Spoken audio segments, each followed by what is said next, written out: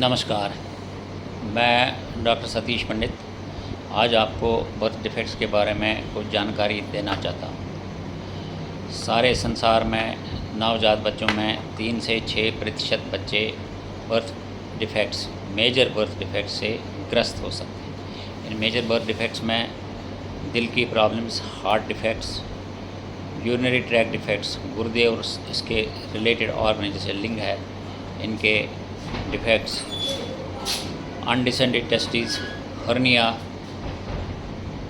के डिफेक्ट्स, उसके अलावा स्पाइनल कार्ड रिलेटेड डिफेक्ट्स जिसको न्यूरल ट्यूब डिफेक्ट्स बोलते हैं, एक सिर का बड़ा होना, उसके अलावा लैट्रिन का रास्ता नहीं होना, अंतड़ी की पैदाइशी डिफेक्ट जिसमें एट्रीजिया हो सकता है, क्लेफ्ट लिप, क्लेफ्ट प्लेट, कटा हुआ होंठ, कटा हुआ तालु, ये मेजर बर्थ डिफेक्ट्स में आ जाते हैं। इसके अलावा डाउन सिंड्रोम एक जेनेटिक बीमारी है, ये एक मेजर बर्थ डिफेक्ट है। यहाँ कुछ और जेनेटिक प्रॉब्लम्स भी एसोसिएटेड हो सकते हैं। बर्थ डिफेक्ट्स का कारण, अगर पहली प्रेगनेंसी 35 साल की उम्र के बाद आ जाए, यानी माँ बहन जो प्रेग्नेंट होना चाहती है 35 साल के बाद अगर प्रेग्नेंट हो जाए तो उनमें बर्थ डिफेक्ट्स आने के ज़्यादा चांसेस हैं। वो माँ बहनें जो अल्कोहल का सेवन करती हैं, सिगरेट का सेवन करते हैं, उनमें बर्थ डिफेक्ट्स का ज़्यादा रिस्क रहता है।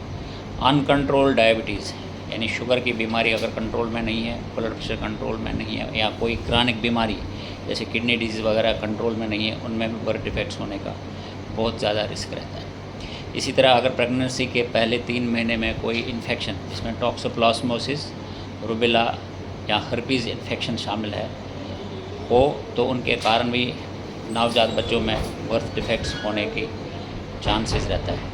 इसके अलावा माँ बहन में डाइट प्रॉपर होना चाहिए, जिसमें प्रोटीन डाइट होना चाहिए, फ्रेश लीफी वेजिटेबल्स होनी चाहिए, दूध होना चाहिए और मन की शांति होने चाहिए।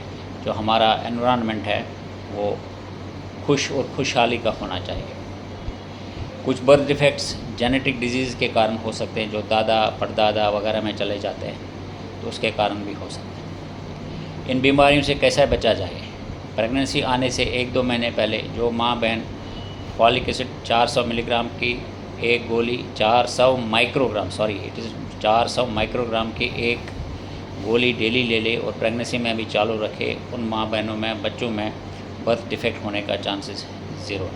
इसी तरह अगर प्रेगनेंसी में इन्फेक्शन अवॉइड हो जाए और अगर इन्फेक्शन हो भी जाए उसके लिए डॉक्टर का परामर्श लिया जाए। जो जेनेटिक बीमारियां हैं, अगर किसी के ख़ानदान में जेनेटिक बीमारियां हैं, उनके लिए जब बच्चा पेट में है किसी जेनेटिक सेंटर में जाके उसकी जांच कराई जाए, उनसे बचा जा सकता है बच्चे को अबॉर्शन करके, या अगर बच्चा पैदा हुआ आगे उनका उपचार होगा। इसी तरह खाने पीने का और माहौल का काफ़ी असर पड़ता है। हम सबको याद होगा जब अभिमन्यु, महाभारत का अभिमन्यु पेट में था, उसकी माँ ने सारी चक्रव्यूह रचने की वो सुन ली, लेकिन जब वो चक्रव्यूह से निकलने का समय आ गया था उस समय उसकी आंख लग गई, और जब एक्चुअल समय आया महाभारत का कुरुक्षेत्र में, अभिमन्यु चक्रव्यूह में तो घुस गया लेकिन उसको निकलने का कोई ज्ञान नहीं था, क्योंकि उसकी माँ गर्भ में जब अभिमन्यु था सो गई थी उस समय जब अभिमन्यु को चक्रव्यूह से निकलने का ज्ञान सुना था। इसलिए जो हम करते हैं इसका भ्रूण पर असर पड़ता है। इसी तरह प्रेगनेंसी के पहले 3 महीने में जब बच्चे के अंग बनते हैं उस समय जहाँ तक हो सके कोई भी दवाई नहीं लेनी चाहिए, एक फॉलिक एसिड को छोड़ के। और अगर दवाई लेनी ज़रूरी भी है, किसी डॉक्टर की परामर्श के बगैर नहीं लेनी चाहिए। एक स्वस्थ बच्चा, एक स्वस्थ देश, एक खुशहाल देश की निशानी हो सकती है। इसके अलावा छोटे मोटे माइनर डिफेक्ट्स जिनकी ज़्यादा ज़िंदगी पर कोई असर नहीं पड़ता वो आते रहते हैं। मेजर डिफेक्ट्स केवल 3 से 6% बच्चों में होते हैं। इनसे हम बच सकते हैं या इनको कम कर सकते हैं प्रेगनेंसी के दौरान या प्रेगनेंसी से आने से पहले ही। जय हिंद, वंदे मातरम।